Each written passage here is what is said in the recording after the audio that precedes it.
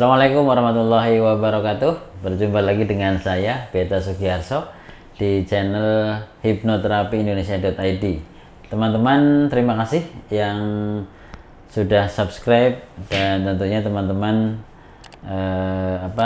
sudah like ya di channel ini, dan terus kita belajar bersama untuk mengembangkan keilmuan-keilmuan yang semakin bermanfaat untuk kita. Teman-teman semuanya pernah ya teman-teman dengar kata indera keenam. Nah, kali ini saya ingin bercerita sedikit tentang hal itu. Teman-teman, kecenderungannya ketika orang bicara tentang indera keenam seringkali dan pasti ya dikaitkan dengan keilmuan magic ya, dengan metafisika. Kali ini saya berharap bisa berbagi keilmuan indera keenam ini dikaitkan dengan keilmuan yang saat ini sudah semakin jelas dan semakin ilmiah. Tentunya kita semua tahu bahwa setiap orang itu dilahirkan dengan satu kemampuan, satu amanah ya, satu senjata, amunisi yang sangat lengkap, sehingga kita diizinkan ya untuk selalu bisa menikmati kehidupan saat ini. Nah, dari hal ini kalau kita cermati, Sang Pencipta sudah memberikan pada kita 5 indera. Lalu apa yang namanya indera keenam itu? Saya pernah belajar tentang keilmuan-keilmuan bisa dikatakan metafisika, dan dulu saya belajar ilmu itu sebelum saya mendalami tentang keilmuan hipnoterapi dan neurolinguistic program, sehingga saat itu benar-benar saya full ya belajar, saya benar-benar memperdalam keilmuannya.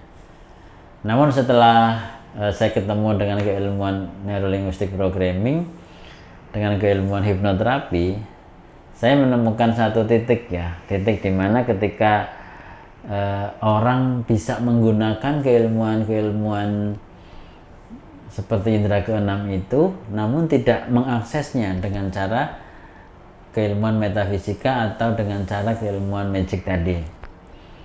Atau saya dulu mengaksesnya dengan cara spiritualitas ya, dengan kemampuan spiritual, dan bisa mengakses untuk meningkatkan kemampuan indera keenam.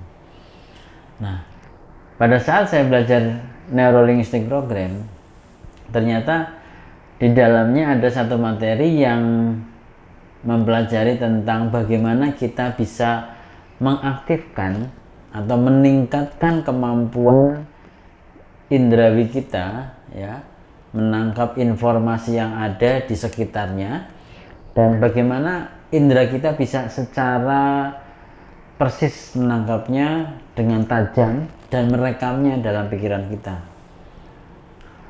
Ini seperti orang bisa merasakan apa yang orang lain sedang rasakan, seperti orang yang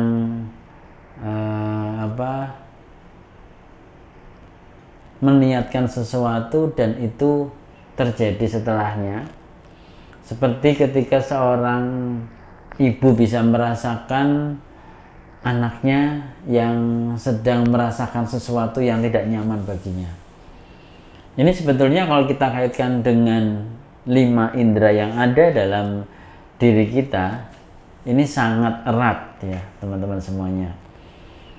Misal seperti ini, kita kadang terbayang, bentar lagi saya akan ketemu dengan seorang dan dia menggunakan baju berwarna merah misalnya. Ternyata setelah bertemu dengan dia, ternyata benar dia menggunakan warna yang sama seperti yang tadi kita pikirkan.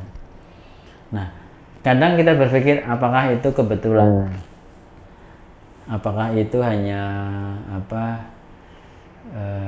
perkiraan saja gitu, sehingga hal itu seolah-olah terabaikan dalam keseharian. Nah, ini yang sangat disayangkan ketika seorang sudah mulai melatih kemampuan indranya, namun tidak dia yakini sendiri.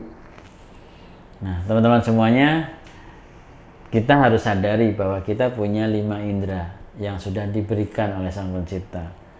Indera pertama, indera penglihatan kita yang bisa merekam bagaimana situasi yang ada di sekitar kita, kita tangkap dan kita rekam dalam pikiran kita menjadi sebuah gambar-gambar, menjadi seperti video, menjadi seperti film-film yang ada dalam kepala kita.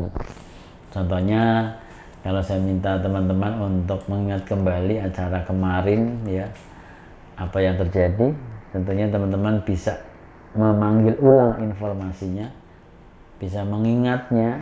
Nah, dan tentunya teman-teman juga selain melihat situasinya, gambarnya seperti apa, teman-teman juga masih ingat seperti apa situasi saat itu, bagaimana perasaannya, bagaimana seperti apa suaranya. Nah, itu yang pasti masih ada dalam kepala kita. Nah, semua itu adalah hasil dari rekaman indrawi kita yang tanpa disadari ataupun disadari kita sudah merekamnya sesuai dengan kondisi yang ada saat itu.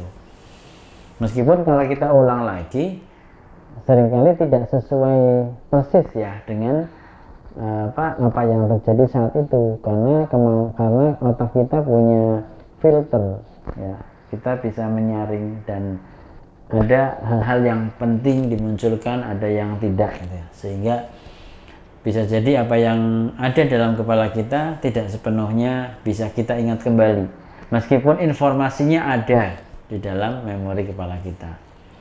Nah, jika dikaitkan dengan tadi indera keenam tadi, sebetulnya ketika indrawi kita, ya, panca indera kita itu tajam dan peka, maka panca indera kita bisa menangkap hal-hal yang orang-orang lain tidak bisa menangkapnya.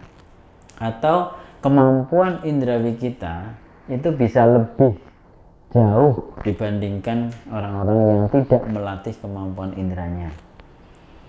Nah, ini secara mudah seperti ini.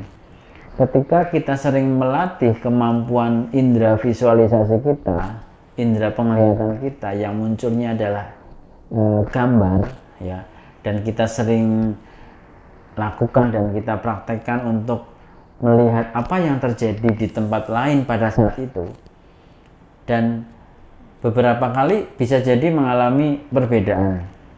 Nah, namun ketika sering dilakukan, ini bisa mendapatkan satu kejadian yang sama persis. Ya, bisa dikatakan apa yang kita pikirkan saat itu tentang orang lain di tempat yang berbeda ternyata bisa sama seperti kondisi nyatanya. Nah, sehingga ini baru salah satu dari sisi visualnya. Nah, apalagi ketika kita bisa mengakses indera auditorinya, indera pendengarannya, kita bisa mendengarkan suara yang tidak ada di sekitar kita. Bisa jadi ada orang yang berbicara di lokasi yang berbeda, kita bisa mendengarkan suara itu. Mungkin secara nyata saat ini ya, secara logika ya, ini di luar nalar ya. Dan kalau kita kembali pelajari bahwa pikiran kita memang tidak hanya nalar saja, tidak hanya logika saja, tidak hanya pikiran sadar saja, tapi ada pikiran bawah sadar yang memang intuitif ya dan imajinatif, yang tentunya ini sangat berkaitan dengan ketajaman panca indera setiap orang. Jadi teman-teman semuanya, indera keenam itu bisa kita akses ketika kita mampu melatih indrawi kita dan menajamkan indrawi kita, sehingga indrawi yang ada dalam diri kita ini mampu menangkap hal-hal di luar kemampuan orang lain. Nah, ini yang orang-orang pada umumnya disebut sebagai indera keenam tadi. Dan ketika indera internal kita semakin tajam memunculkan data dan semakin persis dengan kondisi yang terjadi saat ini, ini yang benar-benar membuat data yang ada di kepala kita secara persis ya, sesuai dengan kenyataan.